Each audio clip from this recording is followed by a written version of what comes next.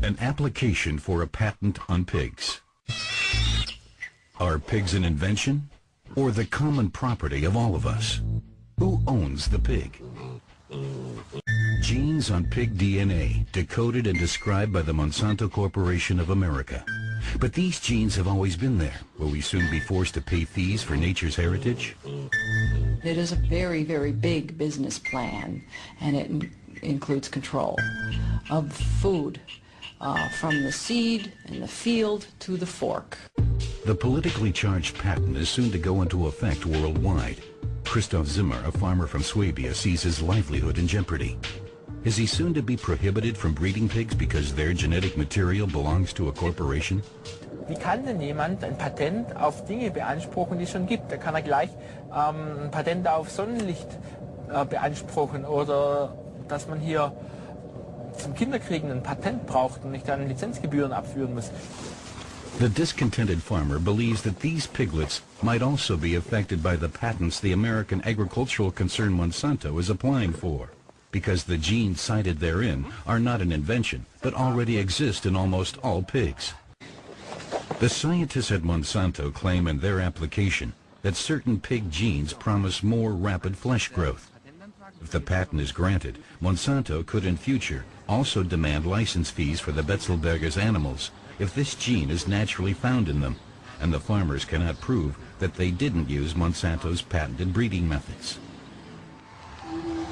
Monsanto, company headquarters in St. Louis, Missouri, heavily guarded like the maximum security wing of a prison. This is where the idea for a worldwide pig monopoly was born. In the lab, scientists are hard at work on an ongoing series of new patents. The goal is worldwide domination in the field of food production. Monsanto began by manufacturing insecticides and later went on to genetically engineer the plants themselves for greater resistance. This allowed the plants to better tolerate Monsanto's own crop sprays. Of primary importance was that everything could be patented. Patenting is all about control, and Monsanto is all about control. You know, they're already the #1 seed company in the world, and they control those seeds through patents, through government monopolies, so they and only they can use those seeds. The common heritage of the world, the seeds of the world, are now owned primarily by one company that has them in monopoly. The patent authorities are not yet prepared to issue a statement, but the decision on whether to grant the patent could set the precedent for how the other 159 countries where the patent application has been submitted will decide.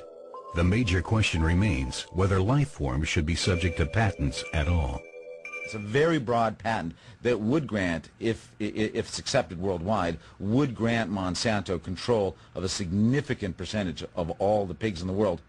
And here's what's so critical. The patent isn't just for the pigs. It's for the pigs' offspring.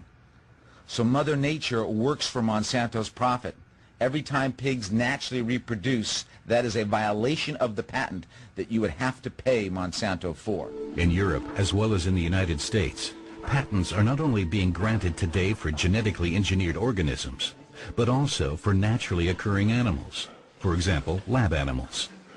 Every piglet in whose DNA inspectors find fattening gene markers could then be subject to licensing fees. We have just completed a study that shows that they have threatened thousands of American farmers with lawsuits for violating their patents. That over 129 lawsuits have been filed by Monsanto against American farmers, and they have reaped millions of dollars. And this is Monsanto coming in with its huge legal team, all of its power coming after a small farmer in South Dakota or Nebraska or in Indiana, trespassing on their land, making up, in many cases, making up lies about what these farmers were doing or not doing, persecuting them, and often driving them out of business. Ruined and convicted, Percy Schmeiser was sued by Monsanto for patent infringements worth several $1 million. They had discovered patented seed on the Canadian farmer's land. Schmeiser, a staunch opponent of genetic engineering, claimed that the seed had been carried onto his field via pollen from neighboring fields. But his protests were in vain. Heartland USA. Here, the corporation decides for itself which farmer they will take to court. Farmers that buy supplies from Monsanto have to sign a contract that precisely defines the type of crop sown and the methods used. and which prohibits the farmer from using his own harvest again as seed the next season. You know, if I'm surrounded by corn and it's genetically modified, I could lose my crop because the crop's genetically contaminated. And guess what? Then I can get sued by Monsanto for a breach of contract of trying to sell their seed. It's insane. They said PCBs were safe. They weren't. They said Agent Orange was safe. It wasn't. And they're saying now that genetic engineering is safe, and it's not. In the United States and other countries, there are increasingly frequent reports of problems with genetic engineering. Harvests are failing, pests are returning, and allergies are multiplying. Monsanto has worked a new clause into its more recent contracts that forbids farmers from suing the company if genetically engineered seed should fail. In some American states, farmers who feed their pigs exclusively with genetically modified corn or soy have noticed a mysterious drop in their stock's fertility. We went on for years, couldn't figure out what our conception rate problem was. We worked with a veterinary, spent $1,000 here, $1,000 there. Nobody can figure out what was going on. And we just finally give up. I mean, when we quit, we were down to 30% conception rate. Jeffrey Smith wants to know what the farmer believes is the impact of the whole thing on people, on consumers. Who's the guinea pig now? Imagine is the advertising slogan chosen by the biotech corporation. Imagine that the food Monsanto wants to supply to the world is not safe. What happens then?